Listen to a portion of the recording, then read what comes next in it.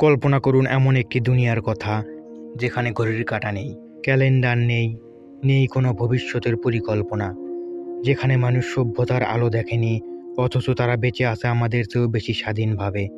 পৃথিবী যখন মহাকাশযান পাঠাচ্ছে তখন তানজেনিয়ার এক গভীর নিষিদ্ধ জঙ্গলে সময় যেন থমকে দাঁড়িয়েছে। এখানে বাস করে পৃথিবীর শেষ আদিম শিকারী গোষ্ঠী হাজ্জা। বিজ্ঞানীরা বলেন এদের জিনগত গঠন 50,000 বছর আগের মানুষের মতো। মানে হলো আপনি যদি আজ এই জঙ্গলে পা রাখেন তবে সরাসরি ফিরে যাবেন মানব ইতিহাসের সেই আদিম যুগে, যখন মানুষ গুহায় থাকতো এবং পাথরের হাতিয়ারদের শিকার করত। কিন্তু এই জঙ্গলে লুকিয়ে আছে এমন কিছু রহস্য যা আধুনিক বিজ্ঞানের নাগালের বাইরে।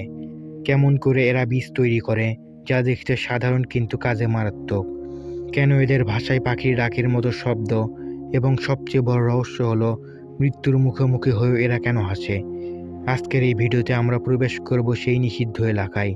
এই যাত্রা সহজ নয়, এখানে প্রতিটি পদক্ষেপেই লুকিয়ে আছে মৃত্যু কিংবা বেঁচে থাকার এক রক্তক্ষয়ী লড়াই। চলুন শুরু করা যাক এই অজানা যাত্রা। হাজ্জাদের জঙ্গলে প্রবেশ করার আগে আপনাকে জানতে হবে এদের ভাষার রহস্য। এদের ভাষার নাম হাজ্জাবে। পৃথিবীর অন্য যে কোনো ভাষার সাথে এর কোনো মিল নেই। এটি এমন একটি ভাষা যা শুনলে মনে হবে কেউ পাখির ডাক অনুকরণ করছে অথবা জঙ্গলে পোকামাকড়ের শব্দ তুলছে। এই ভাষায় নেই কোনো স্বরবর্ণ বা ব্যঞ্জন বর্ণ। এর পরিবর্তে এরা ব্যবহার করে ক্লিক শব্দ। জিহ্বা দিয়ে তালুতে, দাঁতে বা ঠোঁটে আলতো করে টোকা দিয়ে এই শব্দ তৈরি করে। বিজ্ঞানীরা এখনও পুরোপুরি বুঝে উঠতে পারেনি কিভাবে এরা এত জটিল শব্দমালা ব্যবহার করে শিকারের পরিকল্পনা করে। কিন্তু আসল রহস্য লুকিয়ে আছে এদের অদৃশ্য হওয়ার ক্ষমতায়। আজ যারা জঙ্গলে এমন নিঃশব্দে হাঁটে যে জঙ্গলের রাজা সিংহও টের পায় না এদের উপস্থিতি। এরা গাছের ছাল, পাতা বা কাদা দিয়ে নিজেদের শরীর ঢেকে ফেলে যাতে জঙ্গলের পরিবেশের সাথে মিশে যায়। একে বলে ক্যামোফ্রাজ।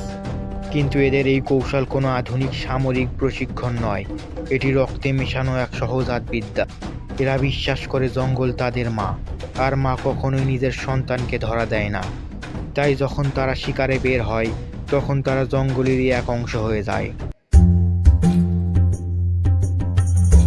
হাজ্জাদের হাতে থাকা ধনুকটি দেখলে সাধারণ মনে হতে পারে, কিন্তু এর তীরের ডগায় লুকিয়ে আছে মৃত্যুর এক ভয়াবহ রহস্য।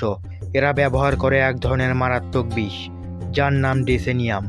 এই বিষ তৈরির পদ্ধতি এতটাই গোপন যে এটি শুধু বাবা থেকে ছেলের কাছেই হস্তান্তর করা হয়। বাইরের কাউকে এই রেসিপি জানানো মানেই মৃত্যুদণ্ড। প্রক্রিয়াটি শুরু হয় ডেজার্ট রোজ নামক একটি বিষাক্ত গাছ থেকে। এর ডাল কেটে টুকরো টুকরো করে পানিতে সেদ্ধ করা হয়। এরপর যোগ করা হয় কিছু বিশেষ পাতা এবং আগুনের ছাই।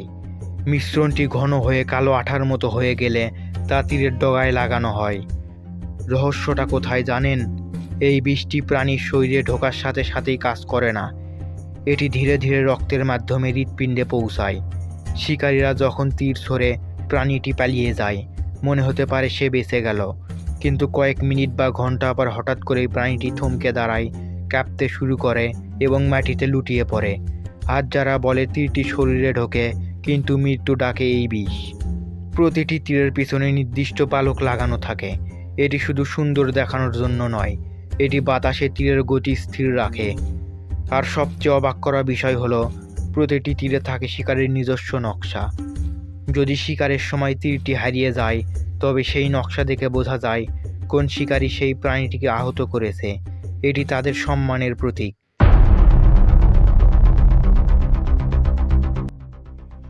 শিকার শুরু হওয়ার আগে জঙ্গলে নেমে আসে এক অস্বাভাবিক নীরবতা। আজ যারা একা শিকার করে না, এদের সবচেয়ে বিশ্বস্ত সঙ্গী হলো এই শিকারী কুকুরগুলো।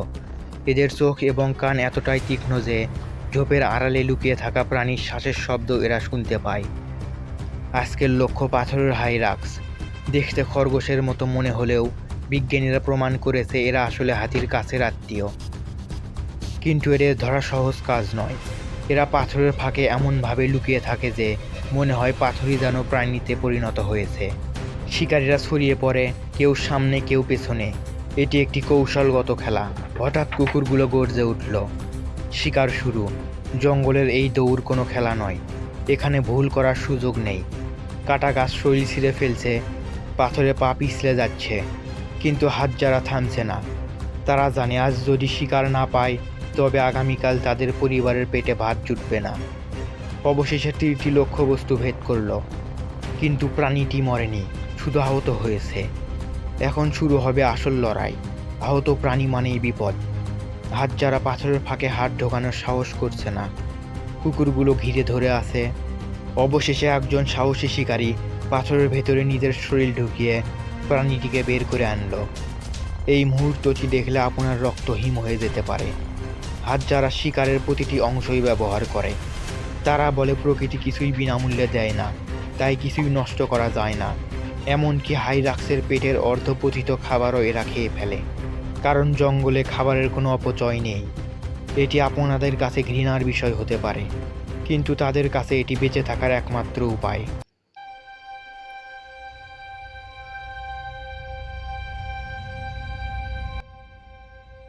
হাতজাদের জীবনে মাংসর চেয়েও বেশি দামি মধু।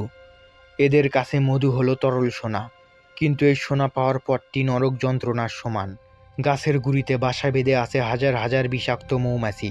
আধুনিক মৌচাষিরা যেখানে বিশেষ পোশাক ব্যবহার করে, সেখানে হাতজা শিকারী সম্পূর্ণ উলঙ্গ বা সামান্য চামড়া পরেই গাছে ওঠে। তাদের কাছে শুধু একটি লাঠি, কিছু ধোঁয়া এবং অসীম সাহস।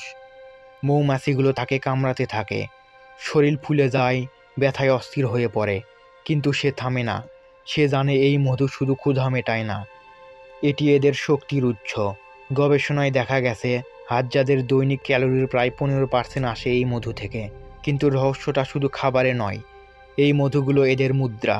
হাতজাদের সমাজে টাকার কোনো প্রচলন নেই, সংখ্যা গোনার ব্যবস্থাও নেই। এদের ভাষায় 1 বা 2-এর পর সব কিছুই অনেক। তাই তারা কিভাবে বাণিজ্য করে? তারা এই মধুর বিনিময়ে আশেপাশের অন্যান্য উপজাতিদের কাছে থেকে লোহার তৈরি সরঞ্জাম, কাঁচের মণি, এমনকি সিগারেট পর্যন্ত সংগ্রহ করে।